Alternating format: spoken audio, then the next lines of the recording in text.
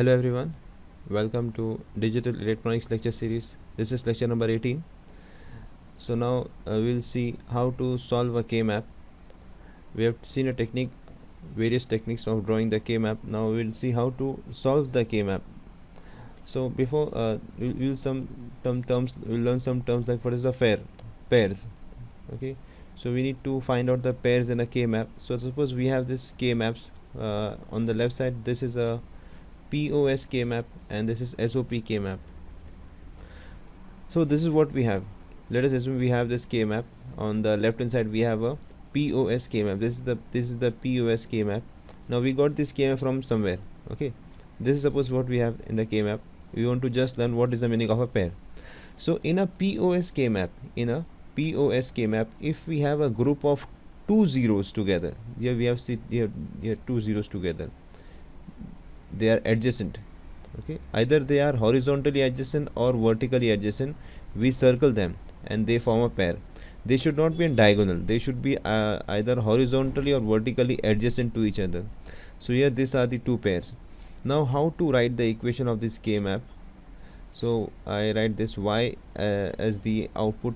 So y is the equation, y equal to, now see, when we go from this particular 0 to this particular 0, so what is common? Common is, we can see a bar is common in them, a bar is common, and this c or d, these are common terms. B is changing, so here we have b bar and here we have b, so b is changing. So whatever is changing, we eliminate whatever is changing. So what we are left is, this is a bar is not changing, then or c or d. So this is the equation of the first pair. Now we write the equation of this second. This is the second pair. We have to write the equation of this second pair. What is common? Common is, we can see c bar is common here and this is c bar. C bar is common, and here a or b, this is common. So what is changing is d bar, and here we have d bar and here we have d. So d is changing. So we eliminate d.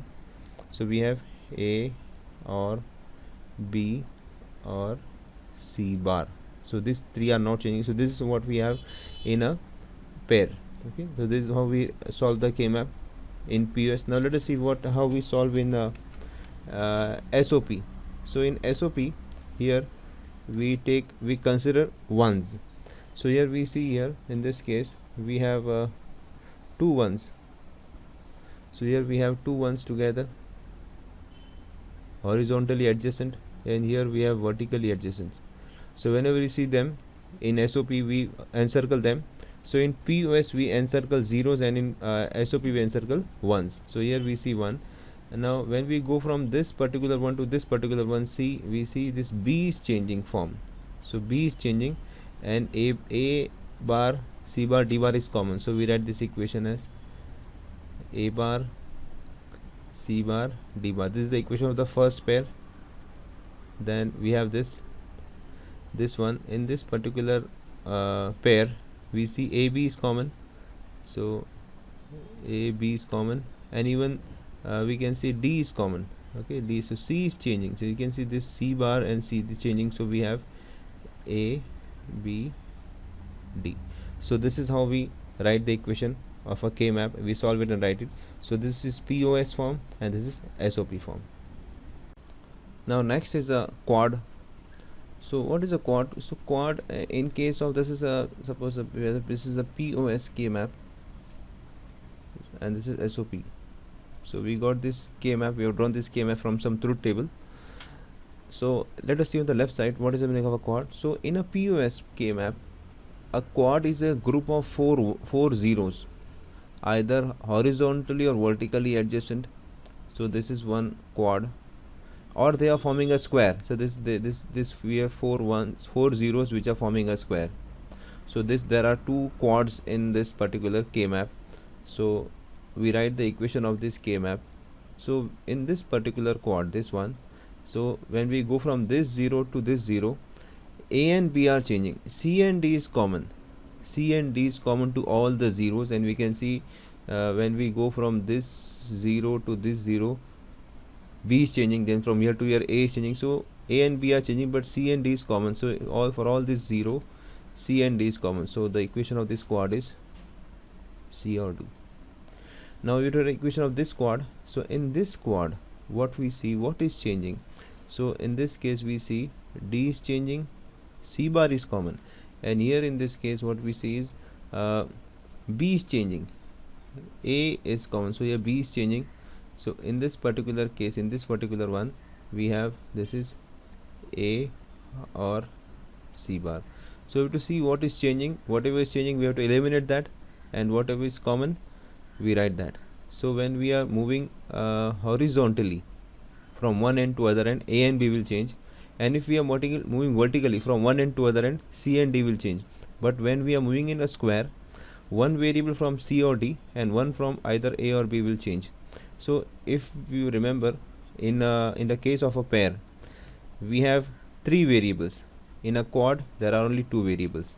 So what we conclude is a pair eliminates one variable and quad eliminates two variables. So here only we have two, C and D are there, so A and B are absent, and here we have A and C, B and D are absent.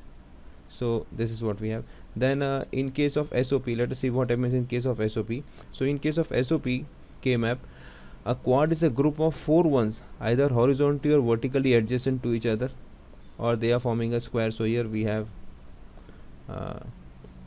two quads. So here we see C bar D bar is common.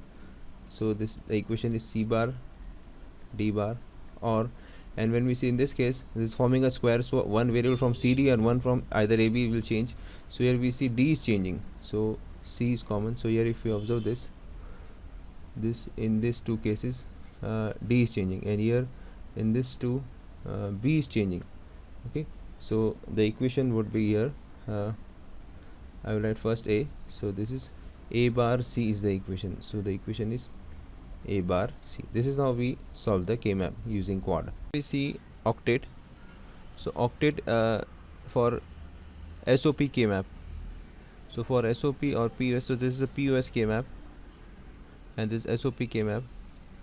So octet is a group of 8 zeros. With respect to POS, we have this 8 zeros together. We encircle this 8 zeros. So this forms an octet. Now in this particular octet, we see C is common to all. C is common. So the equation of this is C. So we see in case of a pair, one variable gets eliminated. For a quad, two variables are eliminated. For an octet, three variables have been eliminated. We are only left with one variable, that is C. Now in case of SOP, we have this 8 ones together. So we encircle them, and here what we observe is what is common in them is A bar is common. We can see A bar is common in all the ones here we have. So this Y equal to A bar. So here we see this particular, this A bar is common everywhere, okay, and rest all are changing. Now after learning pair, quads and octets, we see some more properties of we need to learn some properties of K-map. The first, this properties will learn us to make to solve K-map in more better way. So the first property is ruling the map. Now suppose we have this particular K-map. This is a SOP K-map. So whatever properties we are learning, they are also true for POS also. So here we see there are two pairs. We can circle these two pairs. So this is the first pair and this is the second pair. So we have a pair. Two pairs are obtained. So if we write the equation for the pair, we know only one variable will be eliminated. We are getting two pairs. So the equation for the first pair, because here we see in this particular pair D is changing. So what we are left with which are not changing are A bar, B bar, C bar. Then we have OR. Then here in this pair, in this particular pair, again D is changing. We are left with A, B bar and C bar. So see, whenever we have a K-map, first we see whether we can find an octet or not. So there are no octet, there are no quads, so we are only left with pairs. Just like when we enter into a train or a bus, we go for the window seat. So octet is like getting a window seat. So if we get an octet, then three variables are eliminated. If we are not getting octet, then see if we are getting any quad. So quad is more better than a pair. And if we are not getting a quad, then let us see if we are getting a pair. So here we are getting a pair. So here we have two pairs. But we can use the property of K-map where we can roll the K-map. So what does rolling means here? So if we roll this K-map, what we see is this two ones and these two ones, instead of forming two pairs, they are forming a quad. So a quad is more better than having a two pair. So what if we observe this blue region, what two variables eliminated, A and D are eliminated, we are left with B bar, C bar. So here we have two pairs, but if we use the rolling property, we just have one quad. So this equation is more compact than this one, so we don't use this. So when we can use a rolling property where we can see that instead of getting here two pairs, we get a quad. So we can do rolling anywhere. Okay, suppose if we had a 1 year and a 1 year, we could have rolled this also. Okay, so rolling can be done. So we see in this case, our particular case, because of rolling, we get one quad instead of two pairs. So first preference should be given to octet. If there is no octet, then find a quad. If there is no quad, then we can find a pair. So here instead of pair, we are getting a quad, so which is better. Next property is reusing a variable. Now suppose we have this K-map, an SOP K-map. So first we check whether we are having octet. We are not having an octet, but we find a quad. So this is a quad. We encircle the quad. Do we find any pair? We can't find any pair, so we just encircle this single one. Now this is what we have. So what we write the equation of this K-map. So we need to write the equation for this particular quad is C bar D bar. This is the equation of the quad, and this single one, it is because of this A bar B and C bar D. So we write the entire one. There is no reduction in this case. We need to write the entire expression. Now there is a property of K-map that we can use this particular one is used in this quad, so we can also use this one with this particular one which is lying below it, and this particular, they form a pair. So this one can be used more than once. So instead of getting a single one, we can have a pair. So this particular equation, it gets reduced and we get C bar D bar, an equation of a pair. So in this particular pair, what we see is D is changing, so we eliminate D and we are left with A bar B C bar. So this is what we have. So we don't write this.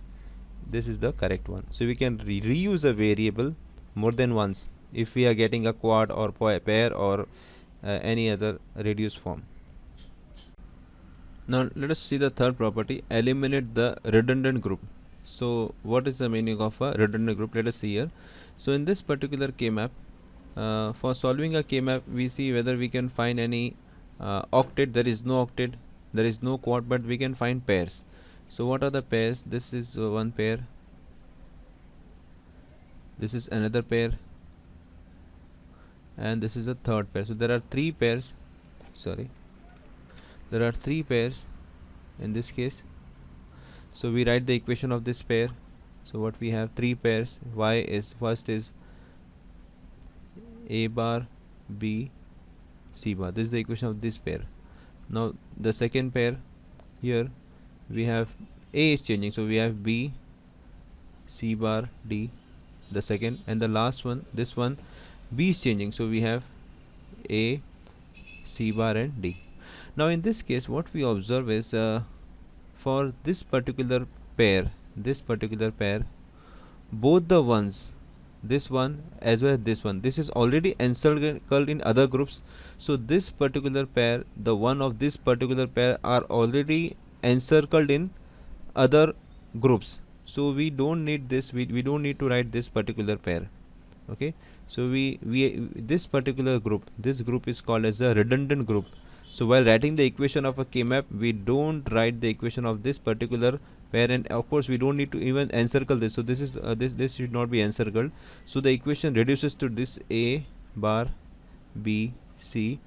This particular group, this is called the redundant group, because the group of this one are already encircled previously. So we don't write the equation of this redundant group. So we have this A C bar D. This is the form, and we don't need to write the equation for the redundant group. So this is the reduced form. Now this is the probably the last property of K-maps which we will be studying. Then we will be equipped to solve the K-maps. So the fourth is don't care conditions. Now what are don't care conditions? See, in electronic circuits, many times uh, we don't care what output we get for a particular input conditions. So whether that output is 0 or 1, we don't care. So that don't cares are denoted by x. So this we have, there are in this case there are 5 don't cares at this point, at this point, at this point. Sorry, there are 6 don't cares. One is here, one is here, and so on. These are the 6 don't care conditions. Now what should we do with don't cares in K-map? How to deal with this don't care? So first of all, we see how to solve this K-map. So here first we see whether we can find any octet. There are no octets, but we can find pairs. So this is one pair, this is another pair, and this is a third pair. Now what advantage can don't care give us? Now don't care, they can be treated as a 0 or a 1. In this case we get 3 pairs. Okay, now if we consider this particular don't care as suppose 1, if we consider it as a 1, so instead of getting 2 pairs we get a quad. So here we get this advantage. Okay, so don't care, if we get some advantage using those don't cares, we can treat them as a 0 or a 1. So here in this case, if we treat them as a 1, we get a quad. And here if we consider these two particular don't cares as 1, so instead of this particular pair we get a quad. So here we don't consider this particular don't care, we don't consider them, we don't get any advantage using them. Okay, so here we use them x as for our advantage. Okay, so we are greedy in this case. By the way, so this what we case, instead of getting 3 pairs we get 2 quads which are more advantageous. So equation of the K map in this case would be a bar c bar, and here the equation of this would be you can see AC. So this is the equation of the K map.